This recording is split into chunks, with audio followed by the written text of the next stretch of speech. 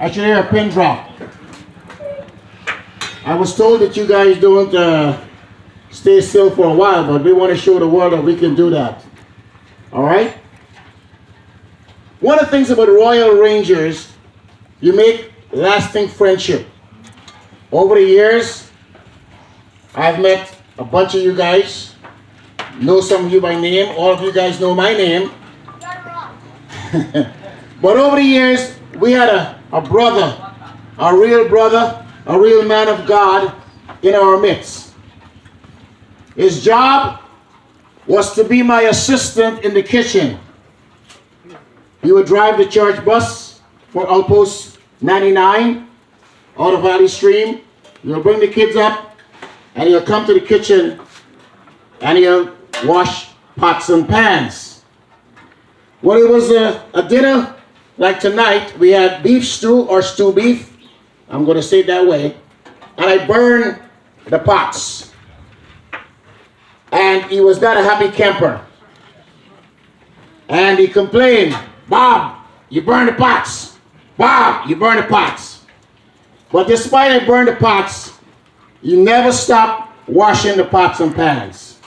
So we dubbed him the name Wally Pots and Pans. Sometime last year, March or so, I got a phone call from our district director telling me that our brother is no longer with us. I said, well, how am I going to get through Pow Wow? Because not only he was our dishwasher, he was the guy that kept the kitchen alive with all his jokes, all the funny things that happened in the outpost. And today we are honored to be here as Royal Rangers to pay tribute to one of our fallen comrades. We'd like you to stand for a moment of silence, and then we have a pots and pan tribute to our dear brother, Wally.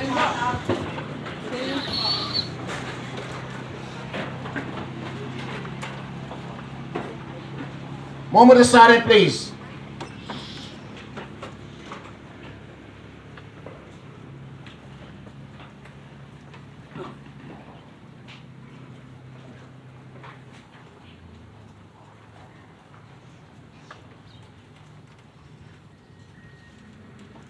Time's up.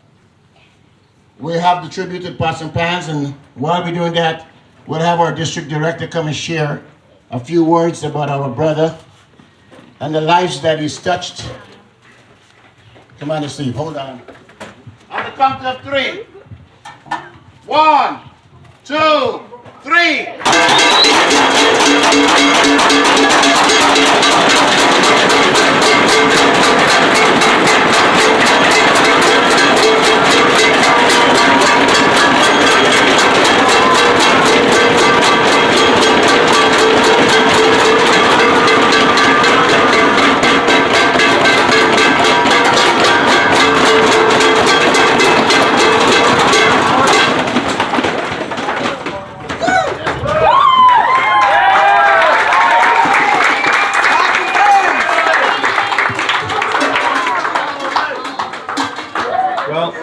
Sit down, please.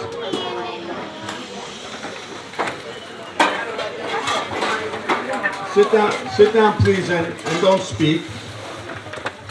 So that I'll just tell you a little bit of what I know about Wally.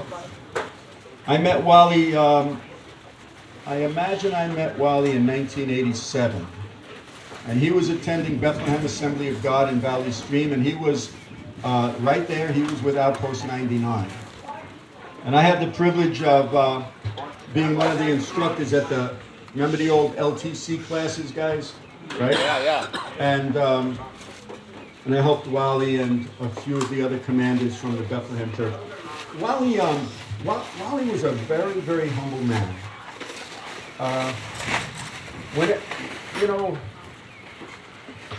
You know how you have events and you get to know the guys, even a person like me, there's Steve, there's this guy, Wally, you'd never know. And Wally'd be working behind the scenes, doing a whole lot of work, and you'd never know it. And that's the kind of guy. He was very humble. and he was very helpful, and he had a loving heart. He certainly had a loving heart for the boys in his outpost. When we would finish our meetings, Wally would always talk about what a boy needed to get to the Gold Medal of Achievement.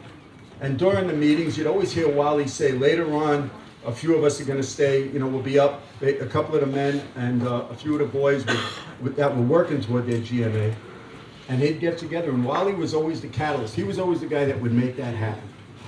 And he was consistent with that. But he did it in such a quiet way. It wasn't, and even when, that was the most fascinating part of it. I always said, when I was thinking about Wally over the years, I'm saying for the last 30 years that I've known him now, more than 30, I was saying, boy, this fella is so humble, and he does so much for the boys in the church in the Royal Ranger ministry. Did you know that a few years back, Wally had a heart condition? And a few years back, a man that was sitting in a car right over there in that parking field, the Lord impressed upon him to lay his hands on Wally and pray for him. And Wally's testified about that. And he went to the doctor, his heart was healed. Whatever the problem was with his heart was healed. Wally had such love for this event. This was like, in his mind, this was the most important place to bring the boys from his outpost. And I don't disagree with that. I think every outpost should have every boy that's eligible, in age, to come to Pow Wow. Look at how dynamic it is. You see what happens up at the altars, right? And what a great place it is. And that was Wally, as far as Royal Rangers go. I have a picture on my cell phone of Wally with his granddaughter at a baseball game. It's beautiful. And Wally just, I think about Wally, and he was just a loving guy, just a quiet, loving guy, great guy to have as a friend.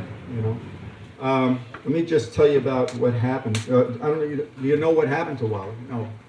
Wally died from the COVID. Okay. However, the COVID came to the United States. Well, we don't know, but Wally was a victim of the COVID. And that got him back, I think it was in March. Let's see. It was last March. Last March of 2020. And Louis Alamo, who was the senior commander there, I think Louis was the first one to inform me that Wally was in the hospital. I think Louis was the first one, and immediately we started to pray hard for Wally. And then the real sad thing,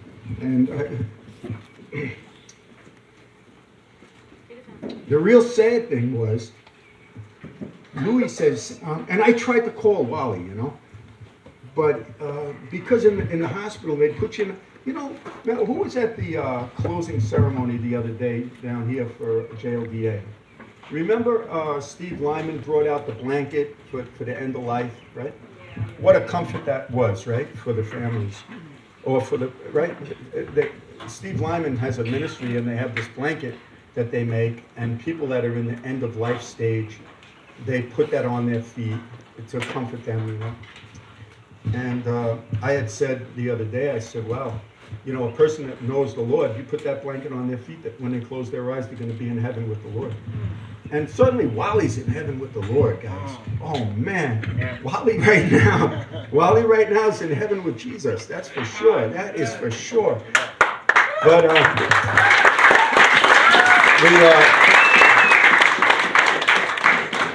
the most terrible thing, I think, if you think about this COVID attack, the most terrible thing is all those poor people that had the COVID pretty much had to die alone. In the hospital, no family. He wouldn't let you in, That's a terrible thing. But I tried calling Wally, but and Louis Alamo called me up. He said to me, Steve, Wally's doing better, and right away all our spirits brightened. Right away, And then 2 days later, I think it was, Wally went home, Wally went home. So,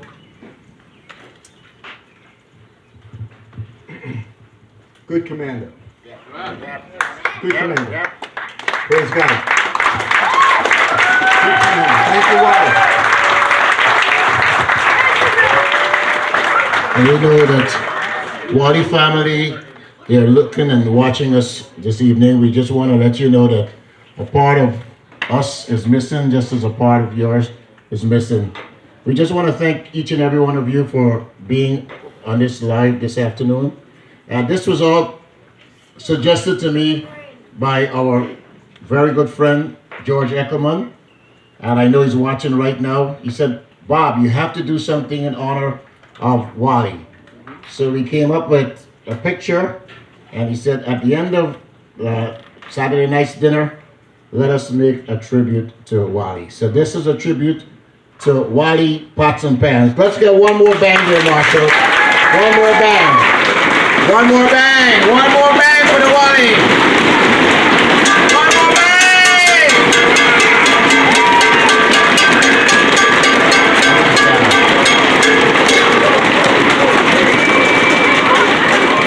New York District Royal Rangers, we thank you.